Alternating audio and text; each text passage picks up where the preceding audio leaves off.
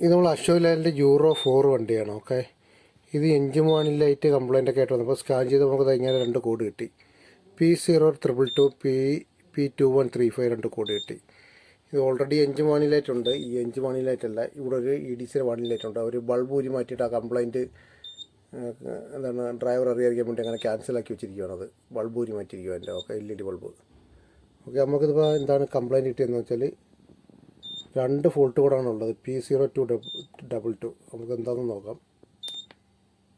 Accelerator pedal സെൻസറിൻ്റെയാണ്. Okay, voltage below low limit. Okay, ഇത് എന്തെന്ന് കംപ്ലൈൻറ്റ് ആക്സിലേറ്റർ പെഡലിൻ്റെ വയർ അയച്ചതിന് ശേഷം ഞാൻ കാണിച്ചു തരാം. ഓൾറെഡി ഞാൻ ട്രബിൾ ഷൂട്ട് ചെയ്ത് വെച്ചിട്ടുള്ള വണ്ടിയാണത്. നേരത്തെ ഒരു കംപ്ലൈൻറ്റ് കിട്ടിയിട്ടുണ്ടായിരുന്നത്. ഓക്കെ, അടുത്ത രണ്ടാമത്തെ കോഡ്.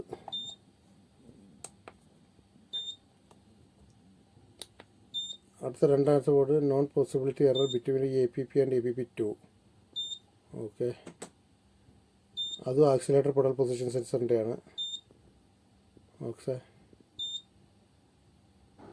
അത് നമുക്ക് ഞാനതിൻ്റെ ആക്സിലേറ്റർ പെഡലിൻ്റെ വയറും കാര്യങ്ങളൊക്കെ അയച്ചു നോക്കിയിട്ട് നിങ്ങൾക്ക് കാണിച്ചു തരാം. ഓക്കെ, എന്താ കംപ്ലൈൻറ്റ് ഉള്ളത് കാണിച്ചു തരാം. ഈ വാഹനം ലോ പിക്കപ്പ്, പിന്നെ ചില സമയത്തൊക്കെ പിക്കപ്പ് ഇഷ്യൂ, അതൊക്കെയാണ് കംപ്ലൈൻറ്റ്. മെയിനായിട്ടുള്ള ക്രിയേറ്റ് ആയിട്ടുള്ള 2 കോഡുകളാണത്. വണ്ടി അതിൻ്റെ 2.25 ലക്ഷം കിലോമീറ്റർ റണ്ണായിട്ടുണ്ട്. നമ്മൾ എൻജിൻ്റെ ആക്സിലേറ്റർ പെഡൽ സെൻസറിൻ്റെ വയറിംഗ് ഹാർനസ്സാണിത്. ഓക്കെ, ഫുള്ള് വെള്ളം കയറിയിട്ട് ഫുള്ള് കംപ്ലൈൻ്റായി.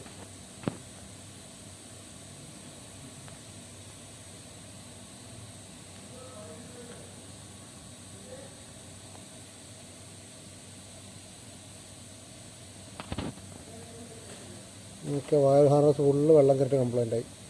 നമുക്ക് കണ്ടത് പുതിയ വയർ ഹാർനസ്സാണ്. ഓക്കെ, പുതിയ വയർ ഹാർനസ്സും പഴയ വയർ ഹാർനസ്സും നമ്മുടെ വേരിയേഷൻ കണ്ടോ.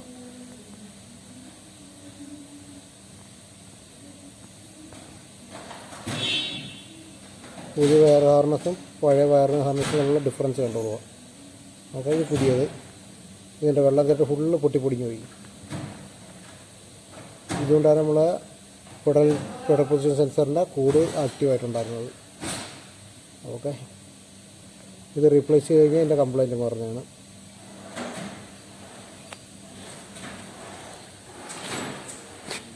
EDC വയർ ഹാർനസ്സാണ്. Okay, full wire harness complaint full മാറണം. അതുകൊണ്ട് ഇത് ഡാമേജ് ആയിട്ടുള്ള വയർ ഹാർനസ്. ഇപ്പോൾ നമ്മൾ വയറിംഗ് ഹാർനസ് എല്ലാം റീപ്ലേസ് ചെയ്ത് കഴിഞ്ഞിട്ടുണ്ട്. ഓക്കെ, അത് കഴിഞ്ഞിട്ട് വല്ല കോഡ് വല്ല ആക്റ്റീവ് ആണോ എന്ന് നിങ്ങൾക്ക് നോക്കാം.